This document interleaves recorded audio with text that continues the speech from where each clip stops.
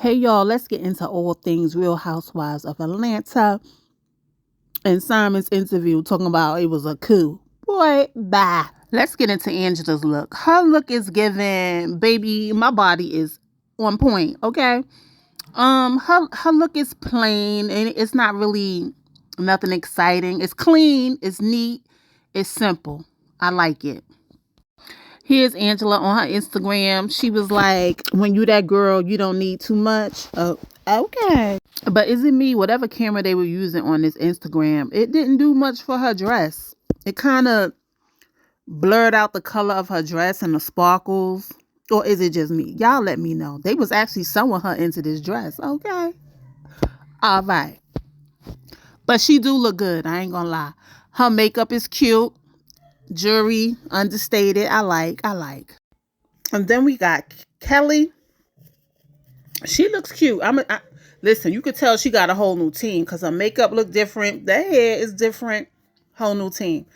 Now, I thought it was a lot going on with this dress, but then I thought about it, right? She pop off that train, it could turn into nightlife miniskirt. Cute, right? I like it. I couldn't find nothing on Instagram where it was a closer look at her outfit, but I like it. It's cute. It fits her. Babyface Rhoa. What? At first glance, this outfit look real cheesy. Okay, especially the bottom part of the outfit. I'm not understanding what's going on. It's almost like a wrap when you go to the pool or to the beach. Now I'm sure her outfit cost a pretty penny, but baby, parts of it is coming off looking real cheap. Okay, now what I can say is her makeup is flawless and that headpiece is pretty cool. That's what I'm gonna say about Phaedra. So before I say this about Cynthia, like Cynthia could throw on some rags and she gonna look good. She gonna make it look good just from her modeling days, okay? But baby, this dress is a souped up maxi dress. Is all I'm saying. It's cute now, but it's a souped up maxi dress. Now Cynthia has some looks on her Instagram. Of course, Cynthia's makeup is always flawless. She kept it simple. Wig is on point. I love that color on Cynthia. It always looks nice on her. And that's all I got for Cynthia. Up next is Drew Sidora. She's giving birds of a feather flock together. Let me stop. There's something ill-fitting about this dress that Drew Sidora is wearing, like all her outfits that she wear to the reunion. I'm just saying. Okay. I'm gonna get a closer look because she has some Instagram pictures. Give me one sec. Now here her makeup is flawless. But it could have been the 1-2. Razzle dazzle, like she said she did with Portia's Go Naked Hair. Let me shut up. I'm starting trouble, okay? I like the color on her. I'm not sure about this dress though. What is that line going across her breast? The feathers off her doggone shoulder. I feel like she wore a dress similar to this before. Or am I tripping? The earrings a little too big, but the hair is kind of hiding it. But that's all I got for Drew. Then you got rolling on in the Shamia Morton. Listen, her dress is giving Kenyan realness. You could tell this dress is custom made, well tailored. I love it. I love the flowers. It's not overdone. Um, it matches her skin tone. I like the short bob. It's very simple. It's showing off the dress. Her earrings is understated. All her jewelry is understated. I'm loving it. I'm loving that dress though. Hold on. Let me blow it up for y'all. Just a well-made piece. I love it. And here's a few pics from her Instagram. I don't know if I see her shoes, but let's check out the picture. Nice Shamia, well done. Makeup well done. Well done. Portia's giving gladiator realness, okay? All gold bodice with a train and a long split. I mean, Portia's always put together, so anything she puts on will look nice on her. But I feel like something's missing, right? I don't know what's missing. What y'all think is missing from her outfit? Baby, is Portia showing Kabusi? Okay, what the hell? What the hell, yo? Anyway, that's her before and after. The dress do come off better in the video than versus her pictures. But that bottom part don't look put together well. It's just my opinion. Love you, Porsche. So here go the final looks. What do y'all think? Comment down below. I feel like all the ladies look beautiful. Their makeup looks well done. But if I had to get best dress, it would go to Shamia, then Portia, Kelly, Cynthia, Angela, Drew Sidora, and then Phaedra. Phaedra, baby, Y'all let me know what y'all think. Give me y'all rankings in the comment section below. Let's move on along to Simon and Portia. Simon done came out and did an interview with the white woman, okay? Although Michelle ATLian, I'm shouting her out, be having all the details and info, he decides to do an interview with the white woman versus giving an interview to Michelle ATLian Brown. I don't know how she stick beside him like that. How she taking sides with him and he ain't give her the interview. Anyway, let me stop. So Simon did this interview, and the first thing the interviewer asked him is, do he regret marrying Portia? And he says, absolutely. He felt like he was targeted. Lies.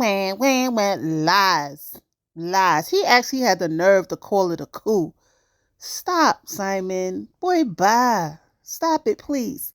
You and Portia got into this relationship looking to get something from each other. Portia, more money in her bank account from you, and you wanted the notoriety, because we wouldn't know nothing about you if it wasn't for Portia.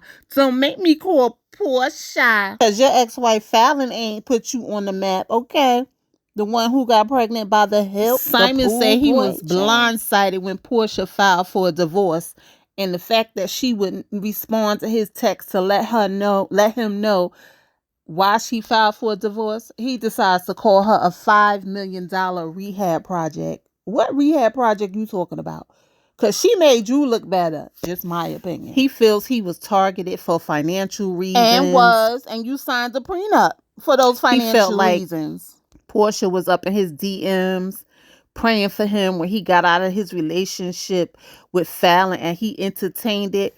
Boom, bop, boom, bop, boom, bop, bam. You entertained it. So you can't blame Portia or say you was targeted. You entertained it. And you was entertaining other women too. Stop it. He said him and Portia got engaged 30 days after they decided to get together. He said he was out of his goddamn mind. No, you wasn't. You was in it for something. You wanted the notoriety and the fame. So stop.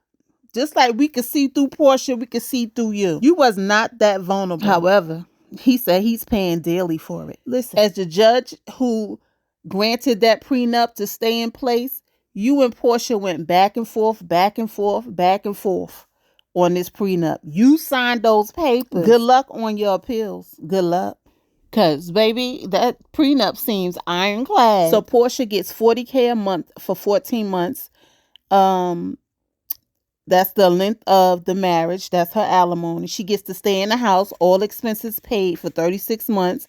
If she chooses to keep the home, she would have to refinance it and give him 50% of the equity in the home. Now, listen, he said he's had several prenups because, he had several wives.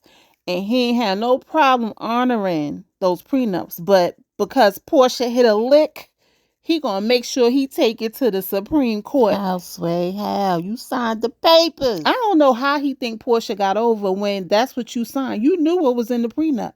You bragging about this good lawyer you had. Was she the one that drew up the prenup for you? Because she probably advised Portia. Let me shut up.